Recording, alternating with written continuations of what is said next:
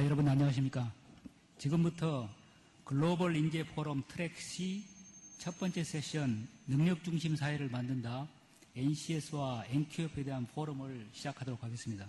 저는 오늘 좌장을 맡은 한국산업인력공단 이사장 송영중입니다. 먼저 발표자를 소개해 올리겠습니다. 홍콩 역량체계와 연계된 직업교육훈련을 발표해 주실 심슨 푼 홍콩고등과학기술교육대 부총장님이 참석하셨습니다.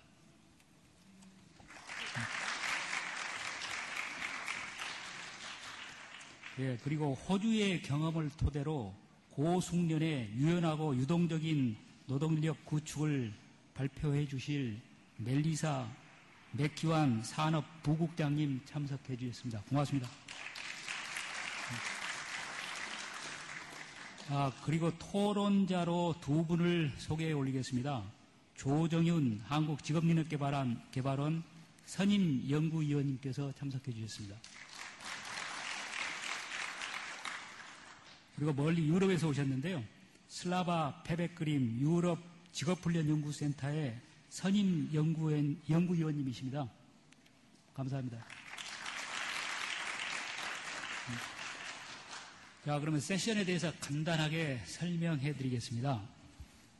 여러분 보셨다시피 제목 자체가 능력중심 사회를 만든답니다. 그러면 아마 반문을 하실 수 있겠죠. 우리 사회가 그러면 능력중심 사회가 아닌가라는 문제입니다. 그런 건 아닙니다. 우리가 세계적으로 놀랄만한 경제성장을 했던 것은 우리 사회가 능력중심 사회였기 때문에 가능했던 것입니다. 산업화 초기에 우리의 교육훈련 시스템이 굉장히 우수했기 때문에 거기에서 양성된 인력들이 현장에 나가서 우수한 제품을 만들고 그 경쟁력을 토대로 해서 대한민국이 이렇게 발전해왔던 것입니다. 그런데 지금 이 시점에서 다시 평가해보면 우리는 많은 문제점을 갖고 있습니다. 여러분 아시다시피 학교의 교육훈련이 바로 현장과 괴리된 훈련이 되다 보니까 많은 문제에 부딪힌 것이죠. 그래서 지금 우리가 논의하는 능력중심 사회를 만든다는 의미는 과거와 같은 다시 여러 가지 변화된 여건에 맞게끔 새로운 시스템을 설계해보자는 데 중요한 의미가 있다고 봅니다. 그렇기 위해서는 세 가지가 크게 바뀌어야 됩니다. 하나는 교육훈련의 개혁입니다. 교육훈련이 현장에 필요한 인력을 능력 베이스로 가르칠 수 있는 그런 체제로 교육이 변해야 되고요. 또 노동시장도 많은 변화가 필요합니다. 능력 있는 사람이 일자리에 우선권이 주어지고 또 능력 있는 사람들이 기업에서 제대로 보수를 받고 대우를 받을 수 있는 그런 체제가 구축이 돼야 됩니다. 그리고 마지막으로 중요한 것은 여러분 아시다시피 지식의 수명이 굉장히 지금 짧아지고 있지 않습니까? 그리고 산업 구조나 기술이 굉장히 빨리 변합니다. 그렇기 때문에 이제는 학교에서 배운 것만 가지고는 안 되고 계속 직장에 가서 일하면서 배워야 되는 그런 시대가 도래한 겁니다. 그래서 이른바 우리가 평생학습 체제라고 하는 것이죠. 그래서 학교 중심으로 이루어지는 직업교육훈련이 변하고 그 다음에 노동시장이 변하고 평생학습 체제가 되면 우리가 이제 염원하는 새로운 이제 능력중심 사회로 갈 수 있는 길이 열리지 않겠냐 싶습니다. 그래서 오늘은 아까 소개에 올렸듯이 홍콩, 그 다음에 호주, 그 다음에 선진국의 경험을 그쪽의 암묵지들을 우리가 공유하면서 우리가 가야 될 길을 모색하는 그런 자리가 됐으면 좋겠습니다. 그럼 우선 오늘 발표를 먼저 홍콩의 심슨 푼 부총장님으로부터 홍콩의 역량체계와 연계된 직업교육훈련 제도에 대해서 듣도록 하겠습니다. 발표 시간은 15분입니다. Good morning. My name is Simpson Poon. It's not loud enough. Is that okay? Right. My name is Simpson Poon, and I'm from Hong Kong. I belong to the Hong Kong Vocational Training Council, which is very much looking after about 90% of government-driven vocational education and professional education in Hong Kong. And at this stage, I belong to one of the institutions under the Vocational Training Council called the I. Don't want to know about the long name, that's Technological and Higher Education Institute. Basically, it's quite similar to the University of Applied Sciences in the European countries. Now, how do I get the next one? Okay. The vocational education system in Hong Kong has a long history. The first government post-secondary technical school was actually set up in 1933, so we're talking about close to 80 years of experience in vocational education. Now, the vocational education system in Hong Kong for a long time has been quite fragmented until 1982. The then colonial government, the British government, decided to focus vocational education into an entity, and that entity is called the Vocational Training Council. It was enacted using an ordinance which provide and prescribed the Vocational Training Council, VTC, to offer professional vocational education as well as awarding qualification in that area. Currently, we educated and trained about 250,000 per student time per year. Of course, about a quarter of them are full-time, whereas the others are part-time or professional development oriented. We have a number of areas we have covered, anything ranging from repairing an escalator to high-end engineering, environmental technology. This is when, in 1982, the Vocational Training Council was first established.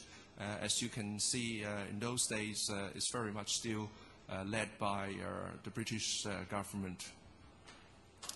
I think today's the VTC is the largest group. We divided it into different tiers. I remember one of the speakers, Ursula from Switzerland, yesterday talking about this education value chain.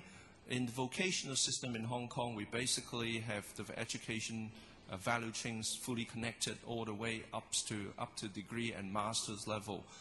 The master programs are often co-developed with foreign university. So this is like the three-tier hierarchy of our system. I don't want to explain too much about it because it will take too much time. You can always go to our website and understand a bit more. Now, the vocational system, as I already mentioned, was enacted in 1982, so well before Hong Kong has a qualification framework. The vocational system is already well recognized. The qualification is very much British-based, very much using the HND and its related system.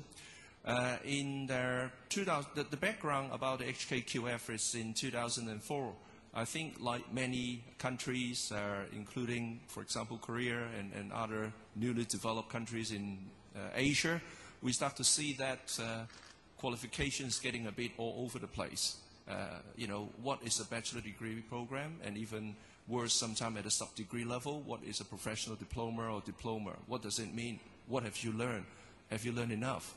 And I think the stakeholder, like the industry, also want to know if I'm employing someone with a diploma, who am I employing? What is this person be able to do? How can we place him in the organization? So the Hong Kong government ultimately drive for making reference to other more developed systems like European qualification frameworks and the Australian, New Zealand qualification frameworks, and developed the Hong Kong qualification framework. Now this framework was finally enacted using an ordinance, basically meaning that it has a legal power to enforce and make sure if you don't do it, of course they don't put you to jail, but your qualification may not be put onto a thing the government called qualification register. So that means your qualification to some degree is not recognized in an indirect way. The qualification is a 7-level hierarchy. Don't ask me why they choose 7. Some have 8, some have 9, some have 12, but I guess 7 is supposed to be just one of those numbers. And to make reference, the bachelor degree is level 5, master degree is level 6, PhD or doctorate level 7. And then the equivalent to a higher national diploma, Hong Kong we call it high diploma, the sub-degree, it's level 4, and then from there on going down. It's a unitary framework. That means it's combined both vocational education or vocational qualification and traditional general education degree into one framework. This is very important from the vocational education perspective because the people studying vocational education can almost seamlessly, as long as we can do the matching later on in their life or after their vocational study, transit to the degree masters. This in contrast, because Hong Kong is now part of China, to the China system where the vocational system is very much still isolated from the general degree system. As you can see, basically it's a 7 level. You can see from the right, we also put in other mechanism to enable articulation. Earlier on, we had a pre-meeting with the chairman and the team.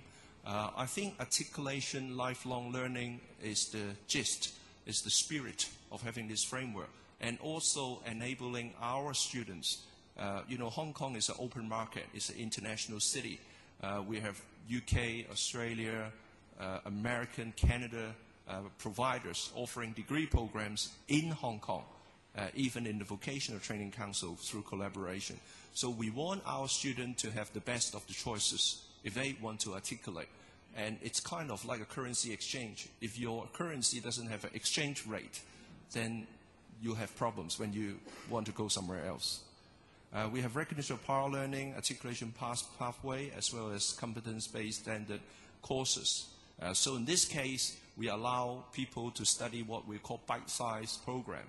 So you can collect credits, like every program maybe 3 credits, and then eventually roll into some sort of qualifications. I think this particular presentation, I want to share some of my experience. I'm not an expert in qualification frameworks per se, but we are blessed enough that the Hong Kong Qualification Framework Secretariat is actually stationed in the VTC. So I have lots of discussion and experience gained from there.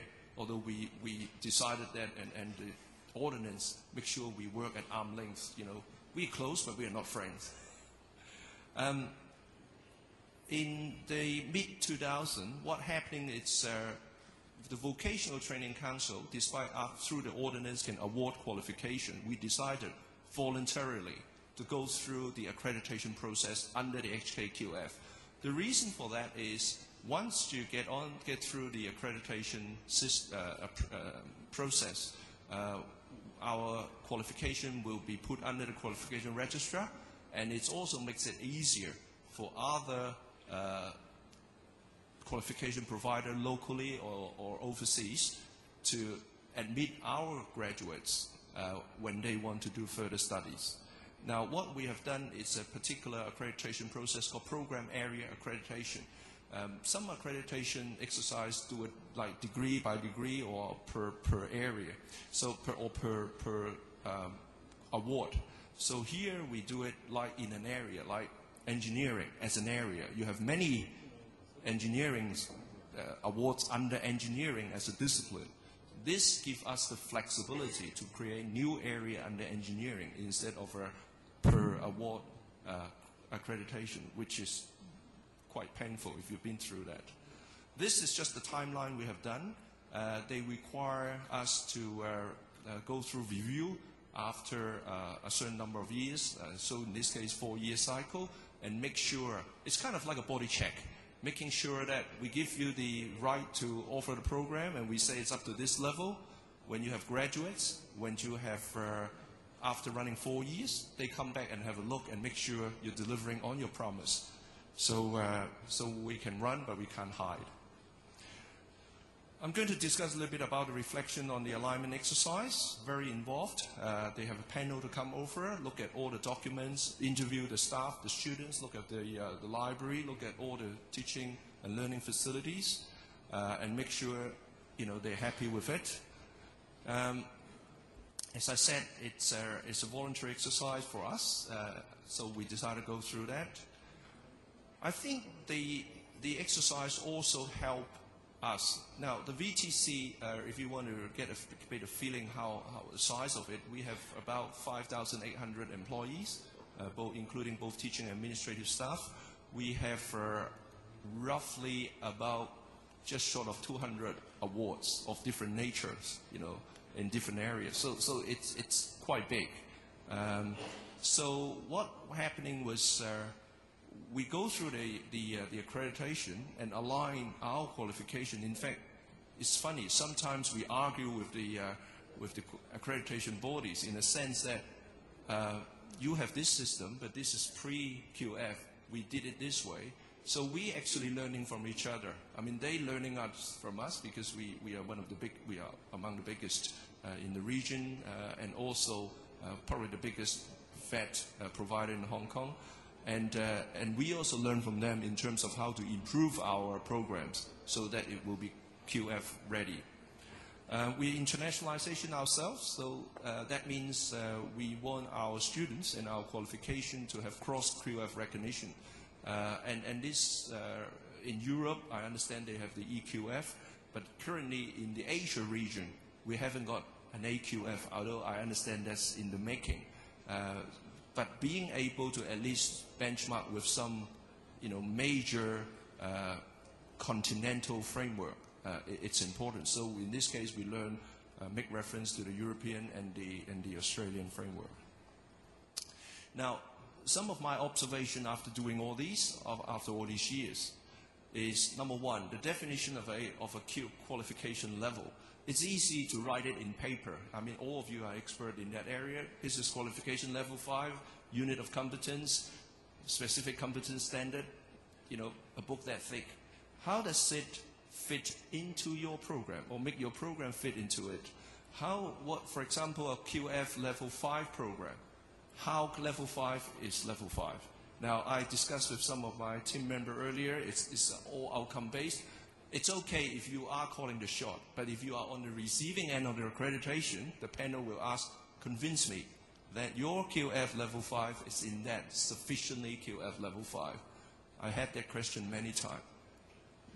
Many people want different answers. A percentage of it, because for a 4-year program, for example, you can't have QF level 5 from the start. You always, like an airplane, it can't sort of fly at the highest altitude from the beginning. It's got to take off, like learning.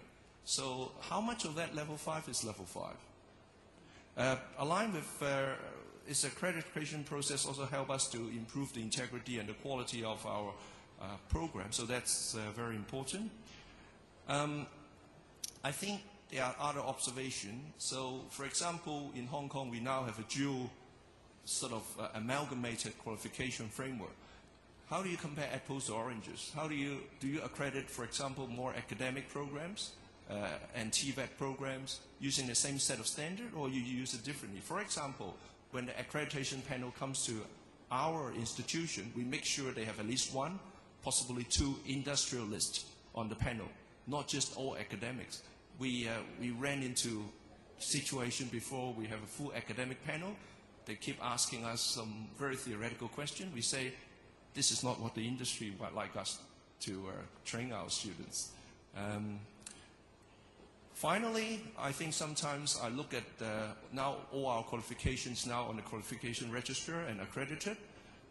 What can we say to the consumer? Now, who are our consumer? They are the employee and the society which is going to absorb the talents of our graduates. You know, like, what are you going to tell your employer? It's in QF level 5, so it's got to be good. Is it? You can have a Formula 1 car, but you put the wrong driver in there, it's as bad as just a go-kart. Okay, how do you deliver your QF, whatever level, qualifications so you generate graduates? The employers say that's good enough. That's very important. What can you do further improvement when the reviewer is not with you? We have a very stringent, at least we believe it's stringent, internal QA system as well, so that when the sort of observer is not looking at us for the 4 years in between, we make sure the next time he comes in 4 years, it looks as good as it should be. So just some experience sharing, very short, and thank you very much. I look forward for more discussion at later on in the session. Thank you. 심선푼 부총장님 고맙습니다. 아주 짧은 시간 동안에 홍콩의 역량체계를 도입한 배경 그리고 운영 실태 많은 긍정적인 효과가 나타났다는 점도 설명을 해드렸고 마지막에 본인의 경험을 통해서 앞으로 우리가 이 일을 해나가는 데 중요한 그 문제점도 지적을 해주셨습니다. 고맙습니다. 다음은 멜리사 맥큐안 국장님으로부터 호주의 경험을 듣는 시간으로 하도록 하겠습니다. 발표 시간은 15분입니다.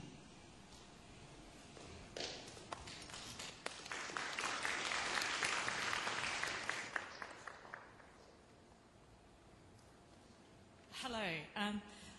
It's very interesting to listen to Simpson's presentation before mine because there are many similarities between the challenges and the aspects that need to be considered when you look at the Hong Kong experience and what has happened in Australia.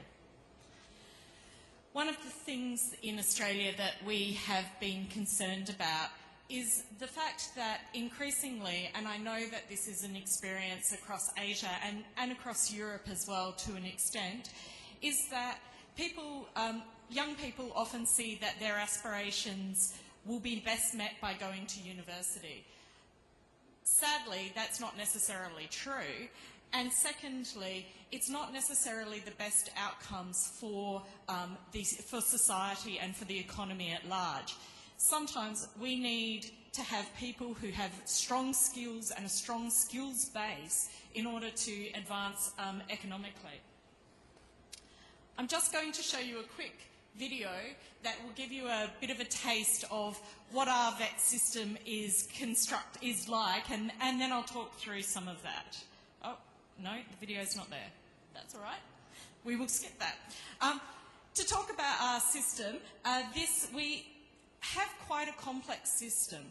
As Simpson said, the system's only as good as every part of it. There is no point having a finely tuned qualification if it cannot be driven properly. We need to have a system that actually uses, that has quality assurance in every aspect of it.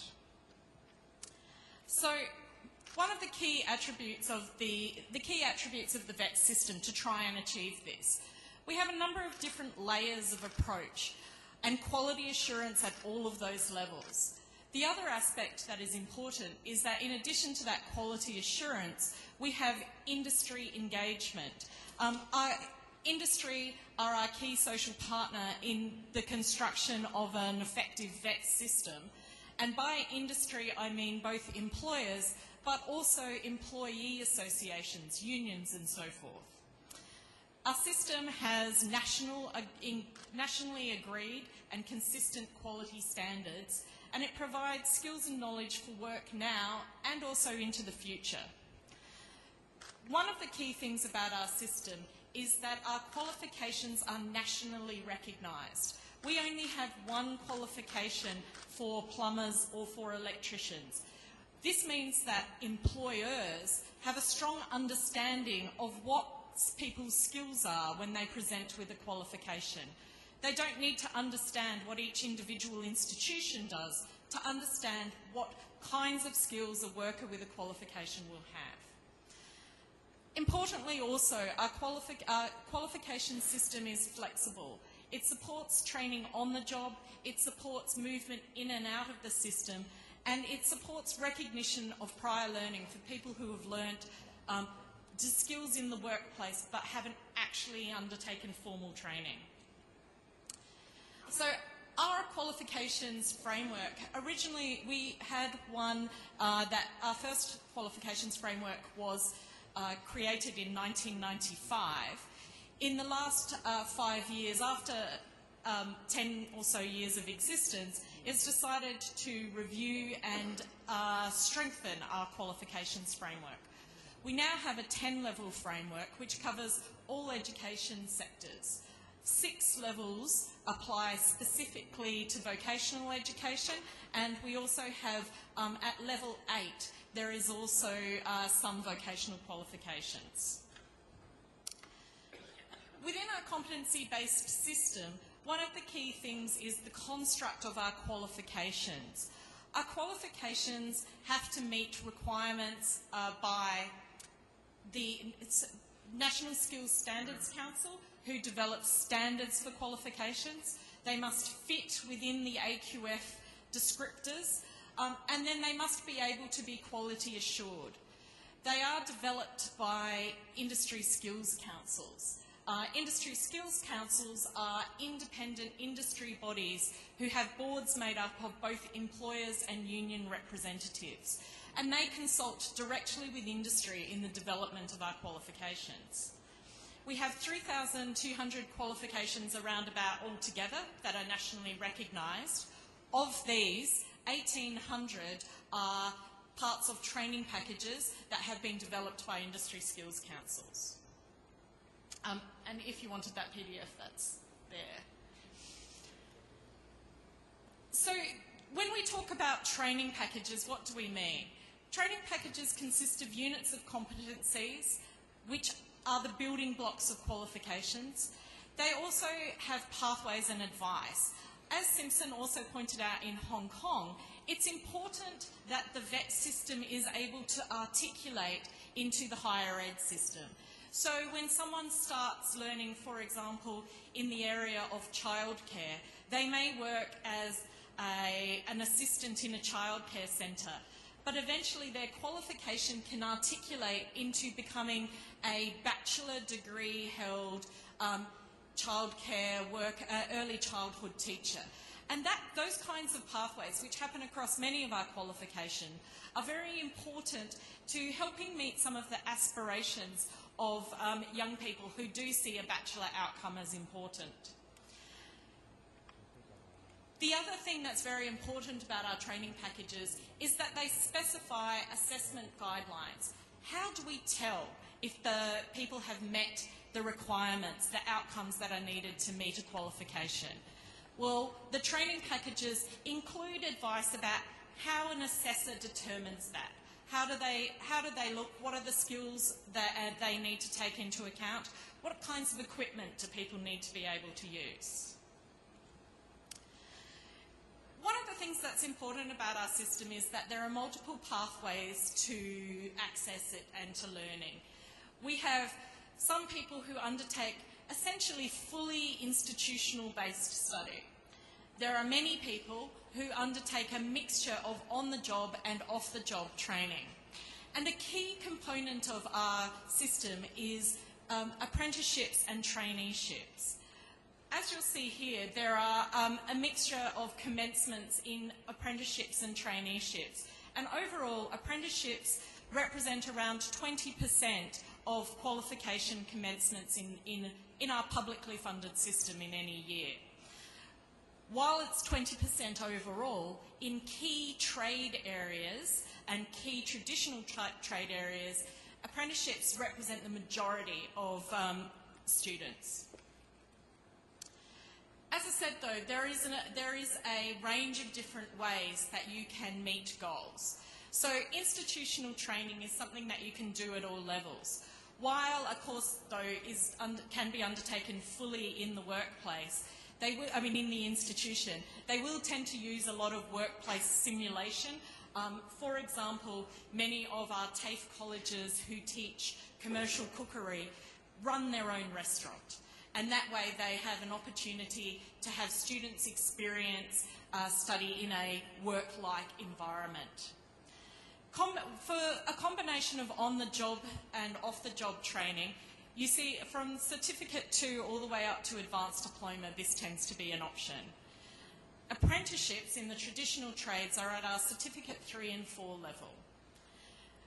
We also have recognition of prior learning all the way through the system. We can look at and assess using the same assessment guidelines that people who have been studying use to determine whether people already have skills. We also do international benchmarking and qualification recognition from Certificate 3 upwards.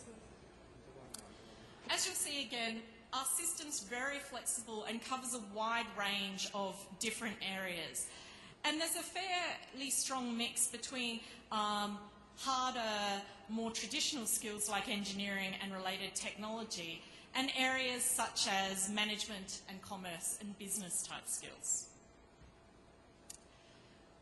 An interesting aspect of publicly funded VET is that there is a wide range of ages and genders who participate in it. School leavers are an important component of the system, but as you'll see from this, 36% of people who are enrolled in publicly funded VET are actually in the 25 to 44 year age group. It means that people have not necessarily gone straight from school into vocational qualifications. Sometimes they have had work experience, sometimes they've even undertaken a university degree and realised they need to get skills elsewhere. I just want to talk a little bit about Australian apprenticeships and traineeships. As I said, they make up between 20% to a quarter of our vocational education training students in the publicly funded sector. A traditional apprenticeship will last between 1 and 3 years, but usually around 3 to 4 years, depending on the trade.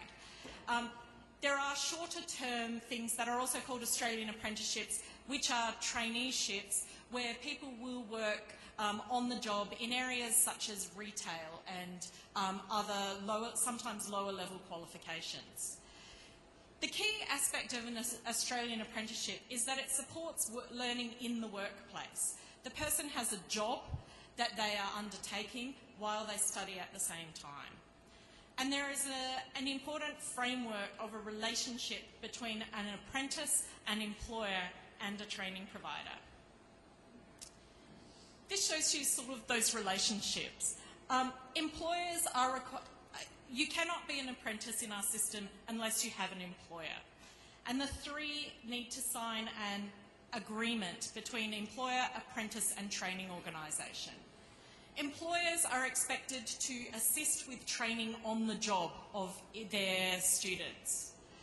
Apprentices undertake their work in the workplace and they're with increasing skills as they learn.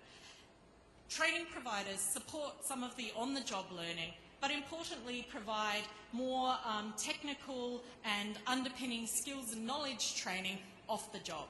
So an apprentice will work 4 days on the job, for example, and spend 1 day at college learning. Apprentices, while they are learning, in the first year or so, because it is considered that they are not contributing as much to the workplace as a skilled person, earn quite a low wage to begin with, but that increases each year during their apprenticeship. One thing we do have in our system are group training organisations. For very small, particularly in industries like construction, where you have many very small employers, they may not be able to afford to commit to an apprentice for a full 3 to 4 years. So instead, the apprentices are employed by group training organisations who then put the apprentices into placements with employers for short and long periods of time. This is very useful for apprentices as well because it gives them an opportunity to experience different workplaces and to get different skills through those different experiences. Why do people undertake traineeships, apprenticeships or traineeships? Well, one of the key things is that people are earning from the moment that they start, and that is quite important to many young people. The outcome, though, is that people tend to get portable, nationally recognised qualifications. The apprenticeship gets a qualification that is the same as one that has been delivered in an institution. They are government supported, and in fact our federal government does provide some incentives financially to both apprentices and to business owners to support apprenticeships. Okay, I'm going to see if I can make this work. My name is Joshua Toomey. Finished my apprenticeship in 2011 with Ausgrid, and my role is a line worker, working with live electricity. My apprenticeship went over a 4-year period. Over that 4 years, it's been pretty challenging. I find now, being a tradesman, it's one of the best decisions I've ever made. Doing the apprenticeship for me It's brought a sense of direction with my income and having that piece of paper that says I'm qualified, I'm a tradesman, and just assures me that there's some sort of direction in my life. Probably the best aspect for me is the self-belief I got inside. Also the money, to be able to support my family and go out and get nice things and live a lifestyle that I've always sort of hoped for. I won the Aboriginal and Torres Strait Islander Student of the Year award. I suppose to be recognised for your hard work, it's a beautiful feeling, you know. It makes you feel proud, and I still look at it now, you know, and think, well, with a bit of hard work, is there anything I can't do? So Joshua was one of our apprentices of the year, and he won after his work. But what he was saying there is that one of the key things about the apprenticeship approach is that he both gets to work and earn money at the same time, and that it's a very empowering approach for an individual. For Joshua, he had not had good employment experiences before he started as an apprentice, and that work as an apprentice while learning at the same time really increased his confidence, but also his commitment to his employer. There's also the other side of the story. Hutchinson is a building company in Australia, and they are employers. And here they talk a little about how employment is important to them. My name's Cameron McConnell, and I'm the coordinator of the Gold Coast School of Construction, operated and owned by Hutchinson Builders. For the company to move forward in years to come, we need to have people who can and are prepared for exactly what we want them to do. And so we decided to start our own school. We're looking for those people who are really looking for a career in the construction industry. The critical factor is enthusiasm. Everything else, you know, we can teach them. Our school and our training programs we actually offer on a construction site. Our students are benefiting from that and the fact that they're getting real live work. You get a chance to try different things. The people are amazing and they support you 100%. I'm an apprentice development coordinator. It's my role to support and mentor the apprentices throughout their apprenticeship. Once they finish their apprenticeship, then we'll put them into our Future Leader program. They're not only training apprentices, they're training for people who are going to be like future leaders of the company. Winning the 2011 Employer of the Year Award was a critical moment in our company's history, I believe. I think the main focus for us to enter that competition is to boost the level of applicant that we have coming into our company so we can recruit the best. And if we're the Employer of the Year, who doesn't want to work for a company that has that reputation? Trainees and apprentices are companies' futures. But if they train their apprentices and stuff well, their company's only going to move forward. We have to train, we have to invest in it now.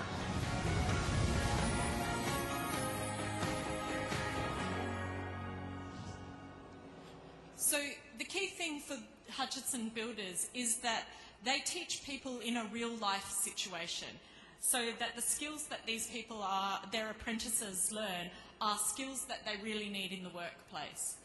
They also see it as an investment in their future and an investment in people coming to choose to work for them. In Australia, in construction-type industries, we have a very tight labour market and there are many skill shortages. So employers see training and investment in training as one way to differentiate themselves. One of the other things that would inspire people to undertake vocational education, and particularly apprenticeships in Australia, is that there are very good job and wage outcomes. You'll see from this graph that apprentices and trainees actually have a much higher wage on average than university graduates in the first couple of years of graduating. This is one of the things that helps to attract people to the system when they understand that for skilled tradespeople and for skilled people in vocational areas, the wage outcomes are actually very strong. The other thing about our system is that the way apprenticeships work allows a diversity of employers. It is not just about big businesses who employ apprentices. It is actually that we have a diversity of employers. The pink colour shows small businesses with less than 20 employees. And you'll see that in a number of industries, particularly construction and hairdressing, they make up the vast majority of people who take on apprentices. Sometimes you will see one or two businesses who will take on an apprentice, and they see it as an investment in going forward.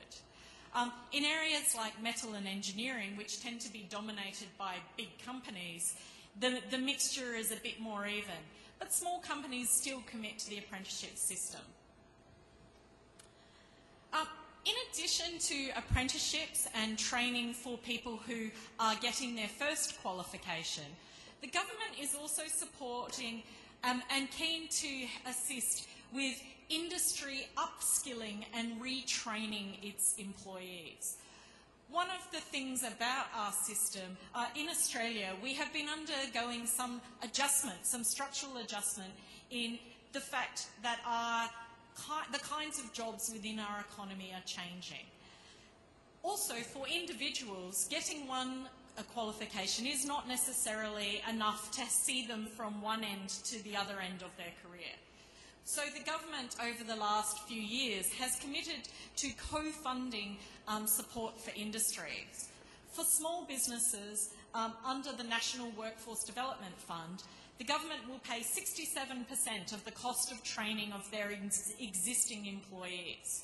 For large businesses, it's the other way around. We expect that a large business is better able to commit to funding training themselves. This has been a very successful program which industry has embraced, and it has increased overall training and upskilling of workers already in the workplace. With apprenticeships, while we believe that they are a very strong and important part of the system, we also see that our system needs to be subject to continuous improvement. And in 2011, we reviewed the apprenticeship systems. There are a number of recommendations, particularly around providing support and mentoring for apprentices to ensure that, particularly in the first year or two, when sometimes it can be hard, that they are encouraged to keep going. Sometimes we have had not a great completion rate, and sometimes that's because people can get jobs with a smaller number of competencies. But we'd like to keep people going so that they finish their full qualifications. We're also looking at ways that you can perhaps speed up some apprenticeships so that you can get people to the workplace faster. But the key aspect of that is that you don't want to sacrifice any quality of learning for the individuals. So in conclusion, an effective industry-led TVET system does develop. We have found in Australia that it has delivered both for individuals but also for businesses and for the economy as a whole. In order to do it right, though, you need effective regulation and strong quality assurance. It is not just about having the structures there. It is an ongoing task of ensuring that what is being delivered is effective. Competency-based systems tend to have a lot of different aspects to them to make them work properly, but when it works harmoniously, it's a very effective way to achieve better outcomes for workers and for individuals. Apprenticeships, which are an important part of our system, are a very strong and active partnership between employers, the training system, and the students. And we're very keen to see that kind of effectiveness across the whole system. Industry engagement is what makes the system work properly, because if we develop a beautiful students who have excellent skills, but they're not the skills that industry wants, it's really a waste of time for both us and for the students. And one of the key things about our system that we're very proud of is its flexibility. It provides lots of options, lots of places to come in and out for students within it. Thank you very much. Thank you, Chair. Already I prepared my discussion paper in English, and then prior to coming this session, we have a meeting with the two presenters, and then during that prior session, I already talked about my discussion point. But now I can speak Korean because a lot of audience is Korean, and then maybe I wish I don't make my two presenters disappointed. Yeah, I skill understanding. 아시는 것처럼 저희 박근혜 정부가 능력 중심 사회 구축을 위해서 지금 많은 노력을 하고 있고 그 노력의 일환으로 오늘 두 발표자가 말씀하신 것처럼 NQF라고 하는 National Qualification Framework, 우리말로 하면은 국가 역량 체계라고 지금 말을 쓰고 있는데 국가 역량 체계를 빨리 도입하려고 노력을 하고 있는 중입니다. 그래서 오늘 호주의 경험, 그 다음에 홍콩의 경험이 상당히 저희가 능력 중심 사회를 구축하는 데 필요한 중요한 정책 도구인 NQF를 어떻게, 얼마나 빨리, 어떻게 제대로 도입할지에 대한 생각을 정리하는 데 상당히 중요할 거라고 생각이 들고, 그 다음에 제 왼쪽에 있는 미세스 슬라바가 유럽에 있는 유럽 CEDEFOP이라는 직업훈련 연구소에 계십니다. 그래서 이분이 유럽의 경험도 함께 얘기를 해줄 거기 때문에 이 자리가 아시아는 물론이고 유럽 쪽의 경험도 같이 공유할 수 있는 좋은 기회가 될 것이라고 생각이 됩니다. 그래서 제가 오늘 말씀드릴 토론 원고를 쓰면서 어떻게 여기 참석하신 우리 오디언스들이 이 발표자들한테 어떻게 좀 활발하게 질문을 좀 하시고 서로 대화를 할 수 있게 제가 좀 시작을 할까, 그런 부분을 좀 생각을 하면서 제가 토론문을 만들었어요. 그래서 먼저 미스터 심슨이 발표하신 내용에 대해서 내용과 관련해서 제가 한 3가지 정도 홍콩 퀄리피케이션 프레임워크와 관련된 내용과 관련된 질문을 말씀드리면, 홍콩은 후발주자입니다. 2008년부터 퀄리피케이션 프레임워크를 이걸 시행을 하고 있기 때문에 호주랑 비교하면 상당히 늦었죠. 호주는 20년이 훨씬 넘은 시절부터 했기 때문에, 그래서 이제 호주가 퍼스트 제너레이션이라고 그러면 홍콩은 상당히 늦게 후발한 세컨드 제너레이션 정도 될 것 같습니다. 우리는 사실 더 늦어 있죠. 그러니까 저희가 다른 나라의 선행 경험을 배울 때 호주의 경험, 그 다음에 또 아시아 쪽에 있는 홍콩의 경험, 이런 경험들을 좀 이렇게 컴바인해서 잘 배워야 될 것 같습니다. 그래서 먼저 홍콩 퀄리피케이션 프레임워크와 관련해서 왜 홍콩 퀄리피케이션 프레임워크를 도입하게 됐느냐, 그거에 대한 가장 중요한 이유가 뭐냐 이거죠. 예컨대 아시아에 있는 말레이시아는 대학교의 학위를 퀄리티 컨트롤하기 위한 수단으로 말레이시안 퀄리피케이션 프레임워크를 도입을 해서 큰 성공을 거두고 있습니다.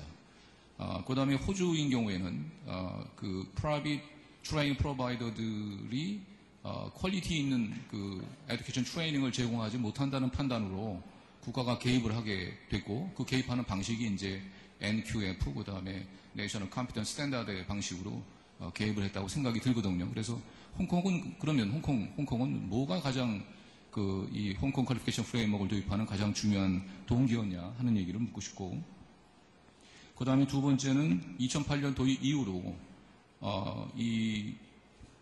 홍콩 퀄리피케이션 프레임워크가 도입된 이후로 어떤 중요한 임팩이 있었는지 직업교육 훈련 쪽에 그 얘기를 좀 묻고 싶습니다. 그 다음에 세 번째는 홍콩에서 2002년도부터 퀄리피케이션 프레임워크를 도입하겠다는 논의가 있었거든요. 그런데 5년도 넘게 더 걸렸어요. 본격적으로 도입하는데 굉장히 오랜 준비 기간을 거쳤단 말이죠. 그 오랜 준비 기간이 거쳤다는 얘기는 홍콩 퀄리피케이션 프레임워크를 도입하는데 많은 반대가 좀 있었을 것 같다. 그래서 어떤 obstacle, 어떤 배리어가 있었길래 이렇게 오래 걸렸느냐 하는 얘기를 홍콩 분한테 제가 묻고 싶습니다. 요게 이제 그 홍콩 퀄리피케이션 프레임워크에 대한 제 질문이고, 그 다음에 두 번째로는 아까 발표하실 때 보셨지만은 발표자 스스로가 홍콩 퀄리피케이션 프레임워크에 대해서 여러 가지 개인적인 의문을 갖고 있어요. 이게 과연 홍콩에 이로운 건지, 어떻게 잘 작용하는 것 같지 않은데 하는 그런 의구심을 갖고 그 질문을 던진 겁니다. 오디언스들한테. 그래서 그 질문에 대한 제 나름대로의 답을 좀 말씀을 드리고, 그걸 참고해서 이따 제너럴 디스커션 타임에 좀 질문을 많이 하시기 부탁을 좀 드리겠습니다.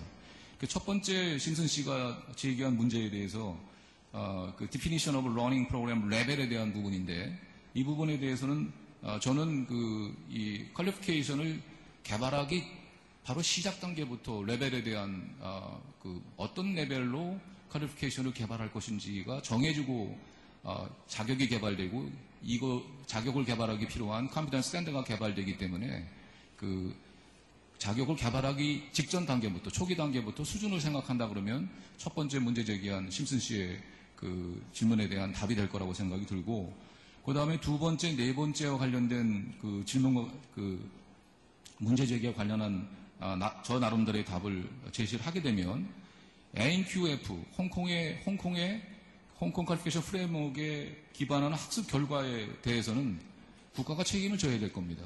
그렇지 않으면 네이셔널 퀄리피케이션 프레임워크라고 할 수가 없겠죠, 그죠? 그러니까 홍콩 퀄리피케이션 프레임워크에 등재된 자격, 등재된 러닝 프로그램, 그 부분에 대한 퀄리티 컨트롤은 국가가 전적으로 책임을 져야 된다고 생각이 들고, 그걸 책임을 못 지게 되면 국가가 제대로 관리를 못하는 거겠죠. 그 다음에 그 Vocational Training Center, VTC를 Accreditation 하는 거하고, 그 다음에 Accreditation 받은 VTC가 그 Education Training을 딜리버리 하는 거하고는 차이가 난다, 이렇게 얘기를 하셨는데, 맞습니다. Accreditation을 받는 과정 속에서의 내용을 본고하고, 그 다음에 딜리버리 할 때하고 차이가 나겠죠. 그래서 이때 참고할 사항이 호주의 사례인 것 같습니다. 호주의 Australian Qualification Training Framework이 있지 않습니까? 이걸 통해서 호주는 그 트레이닝 프로바이더들의 그 에듀케이션 트레이닝의 퀄리티를 컨트롤을 하거든요. 그래서 그 트레이닝 프로바이더들의 퀄리티를 어떻게 컨트롤할 것인지에 대한 부분으로 관심을 옮겨가게 되면 심슨 씨의 그 네 번째 질문에 대한 두 번째 질문에 대한 좀 답이 되지 않겠나 싶고요. 그 다음에 마지막으로 그 티벳 자격과 아카데믹 자격이 똑같지 않다. 맞습니다. 똑같지 않죠. Not same. 그렇지만 이퀴벌런트하다는 거죠. 정확히 같지는 않지만 그 가치가 동등할 수 있다는 하는 거죠. 그 이퀴벌런트의 개념으로 NQF에서 General Education, 그 다음에 TVET, 그 다음에 Higher Education, 그 다음에 또 다른 퀄리피케이션을 다 연계하고 있거든요. 그게 기본적인 프린시플이거든요.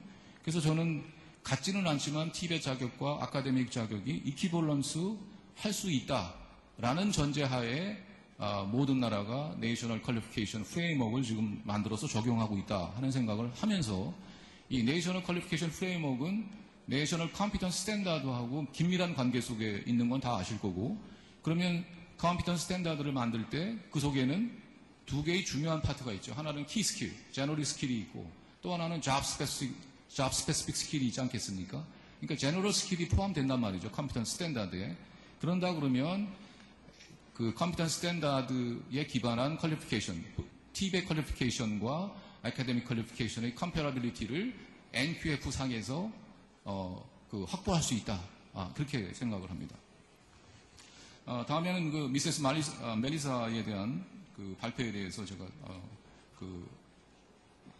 몇 가지 질문을 좀 드리면은, 먼저 그 오스트레일리안 퀄리피케이션 프레임워크에 대해서 말씀을 드리면, 2011년에 과거의 퀄리피케이션 프레임워크를 바꿔서 쉽게 10개 단계로 나눠진 퀄리피케이션을 새로 만들었어요. 그래서 왜 10개로 다시 이 레벨 수를 줄였는지에 대한 관점에서 그때 주로 고려한 메인 컨설레이션이 뭐냐 하는 얘기를 좀 묻고 싶고, 다음 두 번째는 그 첫 번째 질문과 연계해서 2011년 전에는 그 호주의 그 자격 체계가 그 링크드 폼이었었어요. 커넥티드 폼. 무슨 얘기냐면 세컨더리 에듀케이션, 그다음 백, 그다음에 하이어 에듀케이션을 서로 연계하는 형태로 만들어진 그 링크드 폼이었는데, 이게 2011년에 11단계, 10단계로 줄이면서 유니파이드 폼으로 돼 있어요. 유니테리 폼으로 바뀌었단 말이죠. 그래서 그렇게 그 유니테리 폼으로 바뀐, 유니파이드 폼으로 바꾼 그 주된 이유가 뭔지에 대한 얘기를 좀 여쭤보고 싶고, 그 다음에 세 번째는 AQF 설명을 들으셔서 알겠지만 2011년 이후로 제시된 유니파이드 그 오스트리안 퀄리피케이션 프레임워크를 보게 되면 티벳과 그 다음에 아카데믹 퀄리피케이션을 서로 그 아주 거의 통합을 했어요. 머지를 했어요. 두 개를. 그 시스템 자체가. 그런데 그 세부 단계에서 보게 되면 8단계를 보시게 되면 그 동그란 그 그림 있지 않습니까? 그 8단계를 보시게 되면 그 8단계 레벨에서 보면은 거기에서는 좀 더 적극적으로 아카데믹 퀄리피케이션하고 그 다음에 그 보케셔널 퀄리피케이션하고 그걸 서로 이렇게 머지하려고 더 시도를 했다. 예컨대 8단계에 보면은 그 배철러 아너 디그리가 있거든요. 이거랑 그 다음에 그 보케셔널 그레이지 서티피킷, 보케셔널 그레이지 디플로마를 같이 한 레벨로 놨어요. 그러니까 전체 시스템에서도 아카데믹하고 티벳 퀄리피케이션을 통합하려고 노력을 했고, 그 다음에 레벨 안에서도 그 양쪽의 퀄리피케이션을 통합하려는 노력을 아주 굉장히 적극적으로 기울이고 있다. 그래서 여기 그 발표 자료에 보게 되면 그 10단계의 그 AQF 중에 6단계가 그 티벳 쪽에 할당되어 있다 이렇게 얘기했는데, 제가 볼 때는 6단계가 아니고 7단계가 아니냐 하는 생각을 합니다. 이것에 대해서 어떻게 생각을 하시는지 듣고 싶고, 마지막으로 굉장히 고무적인 얘기를 들은 게 뭐냐면 average wage of apprentice예요. 그러니까 그 도제제도에 참여하고 있는 사람들이 대학 졸업한 사람들보다 10,000불 이상을 더 받는 상황이지 않습니까? 10,000불 차이. 근데 저희 나라는 완전히 거꾸로잖아요. 그죠? 2011년 데이터에 보게 되면 우리 고등학교 졸업자의 봉급 수준이 대학 졸업자의 3분의 2입니다. 3분의 2 수준이에요. 그래서 이게 이제 결국은 능력 중심 사회로 가자 하는 얘기가 정말 학력이 아니고 능력에 의해서 임금과 채용 이런 부분들을 좀 적극적으로 개선하자는 게 바로 이 정부의 생각이라고 생각이 들고, 그래서 이 정부에서는 지금 NQF, 그 다음에 NCS, 여기다가 Competence Based Assessment까지, 직무능력 평가제입니다. 우리말로 하게 되면. 고용부가 지금 준비하고 있는데, 직무능력 평가제까지 도입을 해서 이 채용과 그 다음에 승진에도 이걸 컴피턴스로 베이스 하겠다. 그동안의 연공서열, 시니어리티라든지, 그 다음에 그 에카데믹 백그라운드, 이런 부분에 대한 부분보다는 그 사람이 실제 무슨 일을 할 수 있는 어떤 능력이 있는지, 얼마만큼의 능력이 있는지, 이걸 보고 하겠다는 거거든요. 그래서 내년에 부처부터, 공공기관부터 이 직무능력 평가제도가 도입될 예정으로 알고 있습니다. 그러니까 이러한 큰 변화들이 지금 예상되는 상황에서 호주의 그 도제제도에 참여한 사람들이 대학 졸업자들에 비해서 10,000불 이상의 더 그 높은 임금을 받고 있다 하는 부분은 굉장히 고무적인 부분이 아닌가 싶습니다. 그래서 마지막으로 오늘 아까 말씀드린 대로 이 호주와 그다음에 홍콩 경험, 그다음에 이 유럽의 경험을 서로 배울 수 있는, 서로 경험을 나눌 수 있는 좋은 그 기회인 것 같고, 우리가 NQF, NCS에 대해서 후발 주자이기 때문에 궁금한 사항들을 많이 질문하시기 바랍니다. 감사합니다. 땡큐. 네, 고맙습니다. 우리 조정윤 박사님, 여러분들이 나중에 질문해 주시기에 아주 편하게끔 많은 아이디어를 제시를 해 주셨습니다. 다음은 닥터 슬라바 페벡 그림으로부터 유럽의 상황들을 좀 들어보는 시간을 갖도록 합시다. 네, 부탁드리겠습니다. 토론 시간은 10분입니다.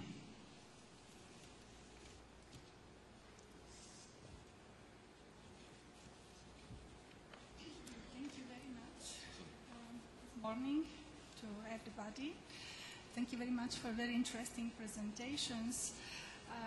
I think both of them very much address this fundamental question, how to improve the relevance of vocational education and training and qualifications to meet the rapidly changing labor market needs, but also the needs of individuals. And to foster lifelong learning society and value learning outcomes. I would very briefly reflect on 3 points from the European point of view and also based on the research CEDEFOP does. First of all, I would like to reflect on the importance of national VET standards based on competence standards, occupational standards, we call them in Europe, or occupational profiles.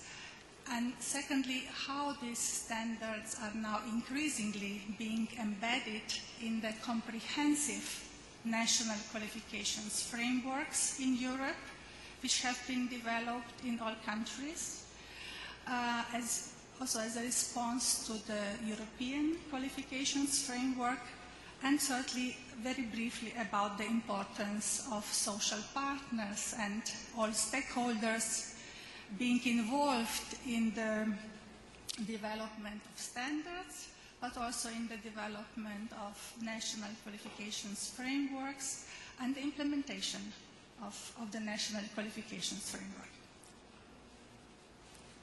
So first of all, the development of VET standards. Our research clearly shows that all European countries have developed VET standards, national VET standards. And as a basis of these standards, actually competence standards, occupational standards have been developed. As you may know, competence approach may have a long tradition in some countries like Germany, France, or UK, but in some new member states, this is a very recent approach. But defining actually the key tasks and jobs and also related competencies is a key foundation, is a starting point to make the qualifications more in line with the labor market needs. Secondly, it is important to include and translate these requirements from the labor market to the VET programs and curricula, and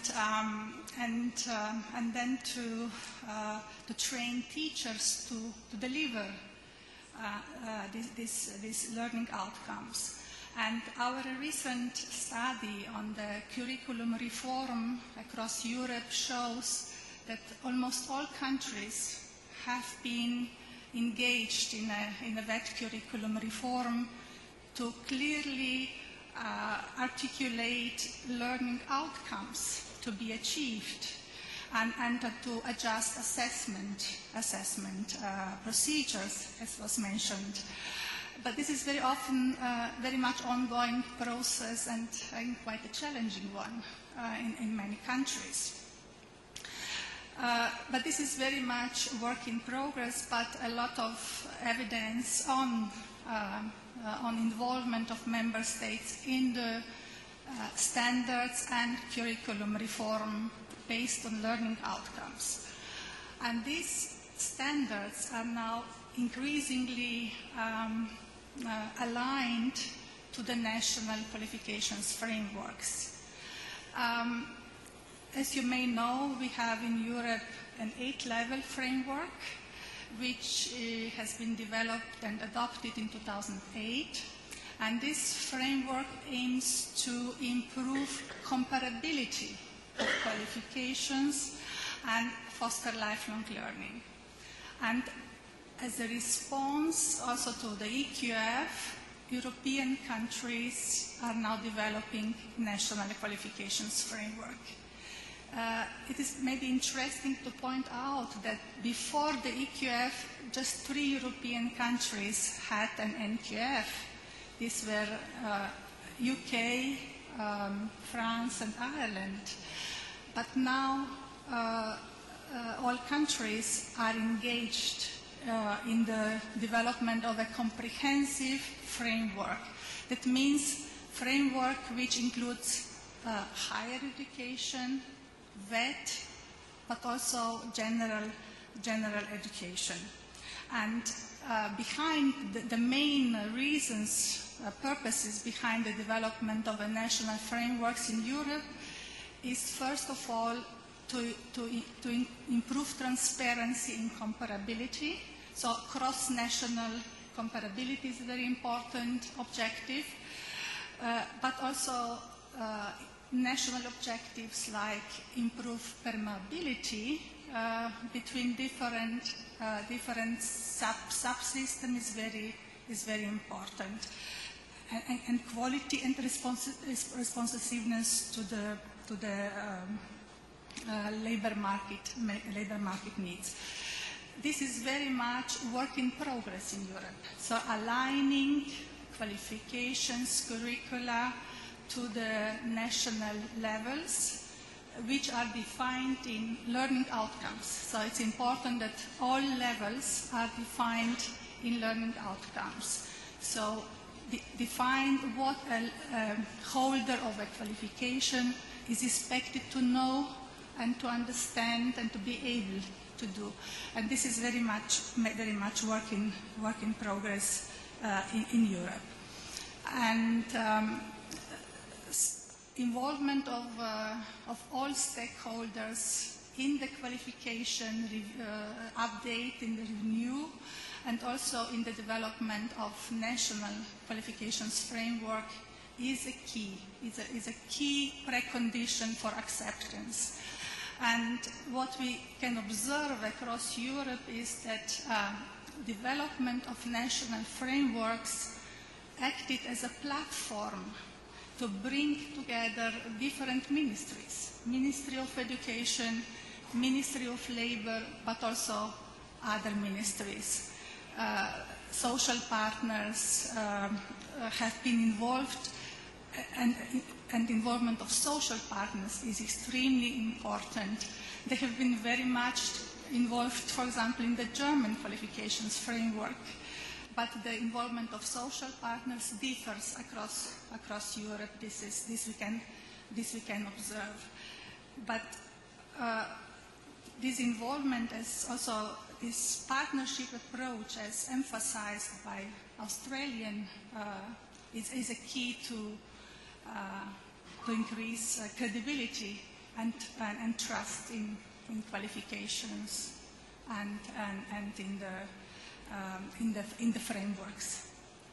Thank you very much. 네, 슬라바 고맙습니다. 유럽에서 이루어지고 있는 국가 직업훈련의 표준 개발을 통해서 직업훈련의 품질 관리를 높여가고 있는 것, 그리고 국가 역량체계 구축 상황 등을 좀 설명하시면서 특히 이해관계자의 참여 상황에 대해서 아주 생생하게 말씀을 해 주셨습니다. 시간이 지금 한 10분 초과됐는데요. 우리 조정윤 박사께서 많은 질문을 해 주셨는데 하나하나 답하다 보면 플로어에 계신 분들한테 기회가 많이 줄어들 것 같아요. 그래서 먼저 플로어에 계신 분들의 질문을 듣고 발표하신 두 분으로부터 답을 듣도록 하겠습니다. 질문이 있으면 해 주십시오. 질문이나 코멘트요. 예. I don't know if I have a microphone. I'm representing a very different approach to national qualification frameworks from the United States, where we don't have government involvement, and every single one of you referred to government agencies as controlling that. We don't want it. And I worked for the U.S. Department of Education for 27 years, and I'll tell you, you don't want government involvement in the U.S. On the second ground, so it's entirely voluntary, but it is also iterative, which means we put forward a degree qualifications profile, higher education only. So what Australia described is not considered higher education in the U.S. The electrician is not considered higher education. This is 3 degree levels: short cycle, first cycle, second cycle, period. Excluding others for different reasons, and I'll ask you about what you think is the wisdom of that. But then, within each one of these, to understand what happens is we put out a framework. I'm one of the 4 writers of this. We were not asked to present here, but I know it very well. And then we have 300 institutions and 4 accrediting agencies who participate and explore this, feedback, criticism. This is what you didn't do, this is what we also need, etc. And we put out a second edition, which will be in midsummer of 2014. And there will be a third and a fourth. And you tell people, if the Australians quarrel quarreled about the AQF for 8 years. We're going to quarrel about it for 15. And we're not going to have a single qualification framework, but multiple ones. They're all analogous to each other. What then, this is very different from the Europeans. And one of the questions is, how do you distinguish levels and standards? We're getting rid of the word standards. We're not using it. Think of the languages of Europe. Standards in French come out as norms. In German, it's Einheit, which is integrity. Those are very different definitions. We're throwing that out. We don't use the word competence anymore. We're shifting from competency to proficiency. Because in U.S. English usage, the word competence implies lowest common denominator. That's just enough to get over a threshold where we're requiring something else higher than that for degrees. In the answer to the level, look at what the Scottish did with their qualifications framework. Within each level, within each qualification, there were 3 levels of, and possibly more, of proficiency, from competence to mastery to proficient. You can do all of this. What's the problem with multiple qualification frameworks that are analogous to each other? I mean, we're not going to have a government do this. All voluntary, all driven by foundations and private institutions. But what is the problem? Because I have to write about this.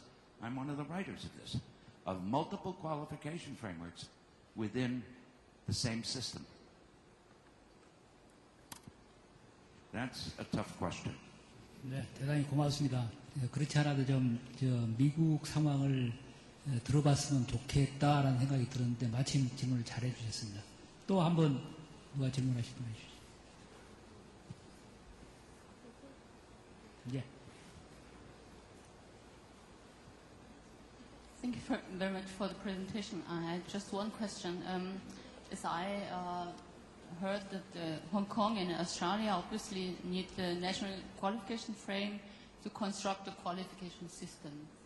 So you need, for example, to identify the qualification, you need a national qualification frame, this kind of levels, as I understand. I think it is the general trend of commonwealth countries in Great Britain and Ireland and Scotland. But on the other side, as like Germany, Swiss, or Austria, and Netherlands and Denmark too, the traditional vocational education training system has well worked also without the NQF. So, and these countries show now quite low youth unemployment. So my question is it necessary to have the qualification framework that that standard works well?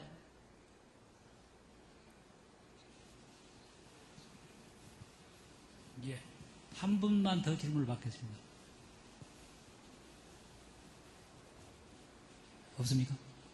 예, 없으시면 시간대에 끝낼 수 있는 저로 기회네요. 자, 그러면 우선 계셨습니까? 네, 말씀해 주시죠. Okay, my name is Christian Letma. I'm coming from the same institution as Slava.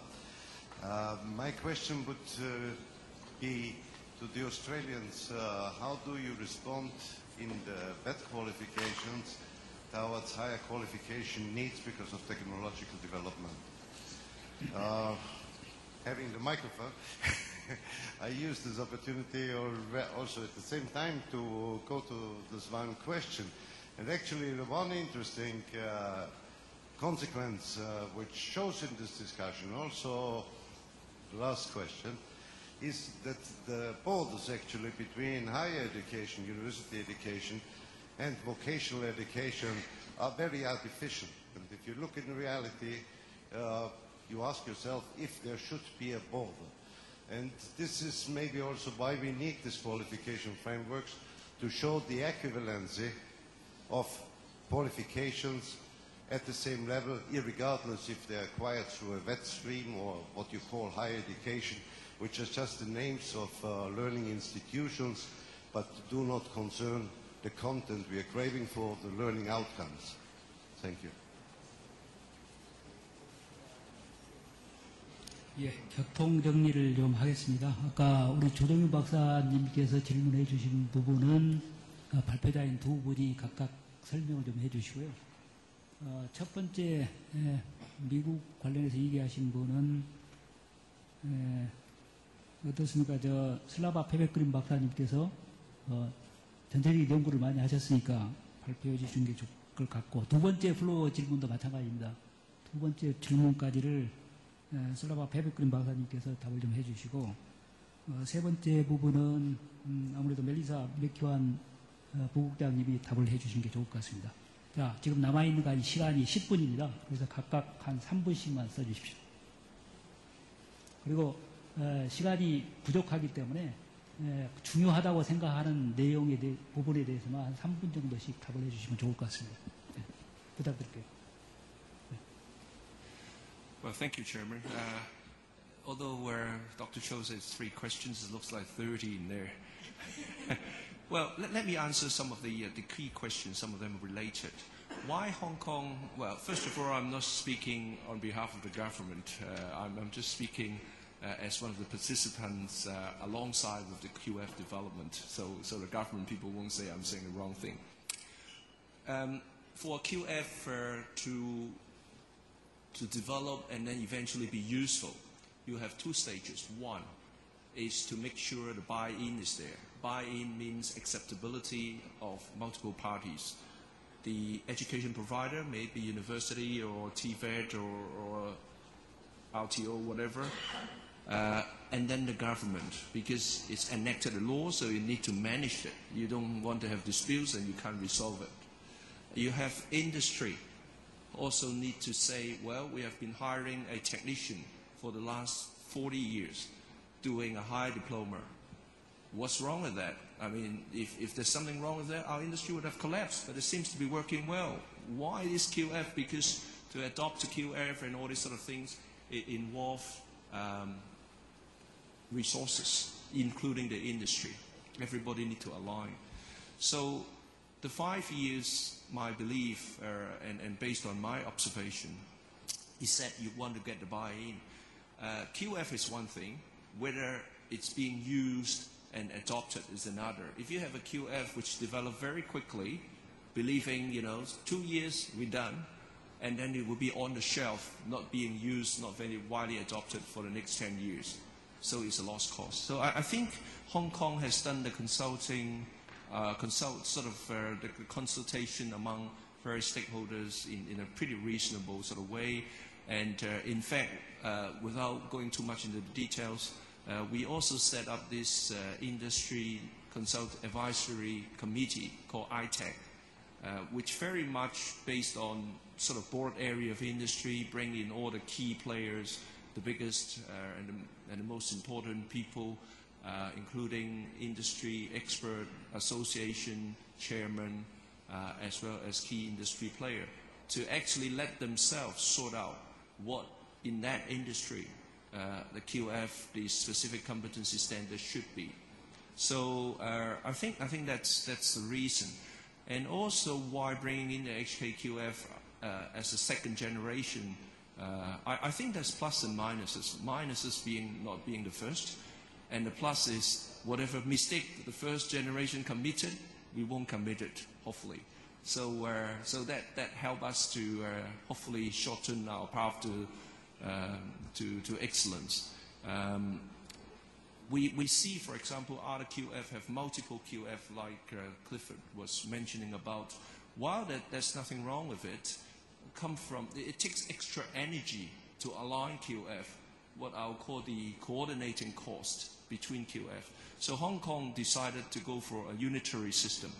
And the unitary system, despite I think I might have overemphasized the difference between the higher ed and the VET, but come to the outcome-based, what is considered a level 5 or level 6 VET or higher ed, the spirit is similar. Can you actually perform from a measurable, I know that the US don't want to use the competency, maybe proficiency standard, in your area, can you do this from a level of achievement compared to a degree?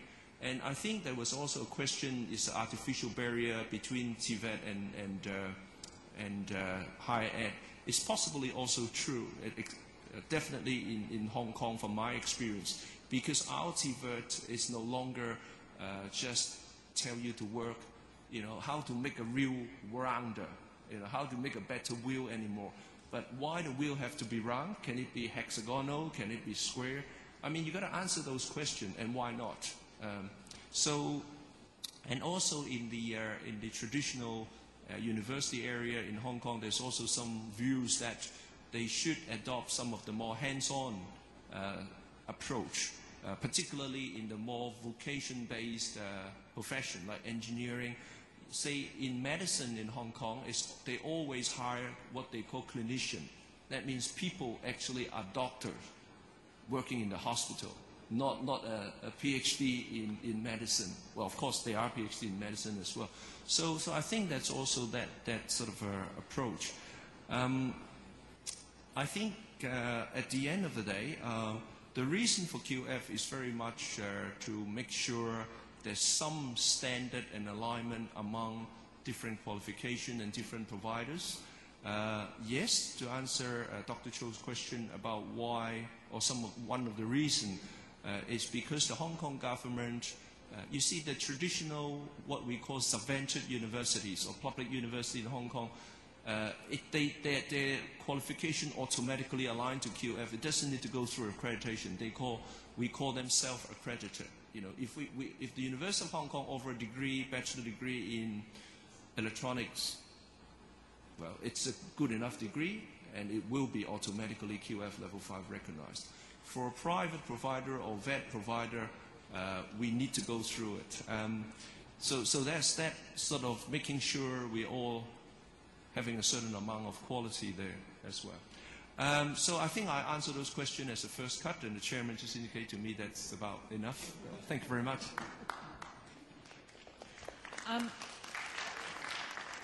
죄송합니다. 아주 귀중한 말씀을 하시는데 시간 제약이 있으니까 불가피함을 조금 이해를 해 주시고요. 멜리사 맥큐안 부국장님 부탁드립니다. I think that one of the point made by the gentleman from CEDEFOP actually helps to answer a couple of the questions that Dr. Cho asked as well. One of the borders between higher education and vocational education are somewhat porous, and they are somewhat artificial. And when constructing our new level framework, moving from a linked, connected framework to a unified framework, the recognition that increasingly the links between higher education and vocational education and those borders were becoming more porous and becoming more artificial in the sense that they didn't need to be there was one of the things that was taken very much into account. And we wanted to further break down those barriers to an extent. So having a unified qualifications framework where at several levels there are both vocational and higher education qualifications was part of the process of trying to reach that that sense that higher education and vocational education are a continuum, and they are an interchangeable continuum at points. They're not completely different beings. And that's an important thing for lifelong learning, for progression through the workplace, and for those kinds of approaches for individuals. While I know that Slava will answer this question perhaps more thoroughly than me, but in terms of having qualifications frameworks and having a single qualifications frameworks rather than a number of them that may be linked, it's about transparency and clarity. For us in Australia, it's incredibly... Our feedback from employers is they don't want a complex array of frameworks, of qualifications. They want things that they can understand easily. And that transparency assists with the employability of the people who come out of that system. And having one single framework that is very clear is very helpful to businesses and employers who don't have the time or the energy or resources to think about, well, how does this relate to that and how does that relate to this? So in Australia, and that doesn't necessarily mean it is the best thing for other parts of the world, but in Australia it's been a very strong drive from industry to have single, clear approaches to our qualifications, particularly in the vocational sector. With respect to the wage gap between apprentices and universities, university graduates, one of the things that helps to drive strong wages, well, there are two clear things that help to drive strong wages for university, for vocational graduates. One is that vocational graduates tend to be more work ready.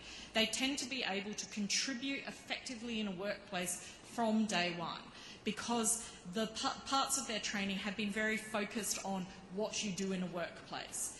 For university graduates, often it can take 3 to 5 years before they are really effective in the workplace, because their training has been much more academically focused. It has been at a theoretical level, whereas the training in vocational education tend to be at a practical level. And employers appreciate that work readiness. The final aspect of it, though, is pure economics. In Australia at the moment, we do have skill shortages in many trades and many vocational areas, and therefore employers are willing to pay high wages for well-trained individuals. The final point about how do VET qualifications deal with advanced technological developments and advances in technology. We have a process of continuous improvement where qualifications, we have one qualification, but it is not fixed forever. Our industry skills councils are required to look at the qualifications regularly to make sure, and to talk with industry, to make sure that the qualification is relevant for industry now rather than industry 5 years ago. And that means that our qualifications do get updated regularly, and those links and that move between to more advanced qualifications is one of the ways that also we've learnt to deal with it. The use of the vocational graduate certificate at level 8 on our system also recognises that sometimes those practical vocational skills need to be at a higher level. I think I'll leave that there. I run out of time. 시간이 다 지났는데요. 우리 슬라바 페벡그린 박사님 짧게 한 2분 정도만 말씀해 주시죠. Yes, thank you. Why overarching comprehensive frameworks in Europe? The main rationale and the main objectives are actually the same as my colleague from Australia explained. So most of these frameworks aim to support lifelong learning, aim to be open for validation of non-formal learning acquired through learning competencies and knowledge acquired through different pathways. Improve transparency and coherence, and also opening up for progression and permeability. For example, Germany has developed a comprehensive framework, and one of the main objectives behind this framework was improving transparency, bringing together different parts of education and training system, and foster permeability, especially between VET and higher education. And especially level 5, we have currently finalized a study on the NQF level 5, which is a very interesting level, because at this level qualifications awarded in higher education, in vocational education and general education came together. And looking on learning outcomes, not on institutional or region, actually it was able to see how these qualifications differ, what are similarities, what are different purposes, and also how these qualifications can be regarded equivalent. As regards concept, just one small remark. In Europe we have diverse systems. They are embedded in national traditions. Concepts are shaped by the national context. Competence, for example, competence definition differs.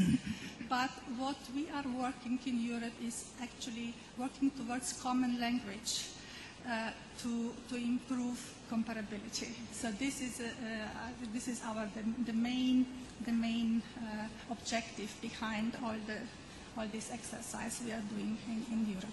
Thank you. 예, 대단히 고맙습니다. 시간을 많이 갖고 한없이 토론하고 싶습니다만 이제 헤어져야 될 시간이 된 것 같습니다. 제가 요약을 하겠습니다. 우리 정부가 지금 능력 중심 사회로 가기 위해서 직업능력 표준을 개발하고 또 이걸 토대로 해서 교육 과정을 개편하고 또 직업 훈련을 개선하고 개혁하고 또 자격 체계를 전면적으로 혁신하고 또 이걸 토대로 해서 궁극적으로는 국가 직업 자격 체계를 구축하겠다는 큰 흐름이 맞다라는 것을 확인할 수 있는 그런 자리가 된 것 같고요. 이미 앞서가는 EU나 아니면 호주, 홍콩 사례에서 우리가 구체적인 그 얘기를 많이 들었습니다. 그리고 이 일을 추진하는 과정에서 많은 이해관계자가 있기 때문에 이해관계자의 의견을 조절하면서 대화를 통해서 합리적인 해법을 찾아야 된다는 그런 암묵기도 우리가 얻었습니다. 오늘 토론을 계기로 해서 더 한층 우리가 하는 일이 탄력을 받고 빨리 효과가 나타날 수 있게끔 다 같이 노력하는 그런 계기가 됐지 않나 싶고요.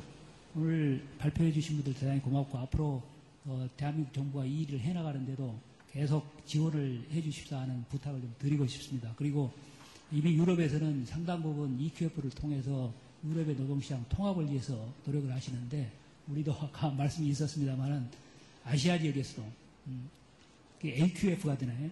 에이시언 퀄리피케이션 프레임워크이 되는데 오스트레일리언이 아니고요. 같은 AQF가 될 것 같은데 아시아 지역의 국가 역량 체계를 구축하기 위한 노력도 같이 오늘 계기로 해서 논의를 해봤으면 하는 그런 바람입니다. 오늘 플로어에 계신 분들 많은 발언 기회를 드려야 되는데 그렇지 못한 걸 죄송스럽게 생각하고 이것으로 마치도록 하겠습니다. 고맙습니다.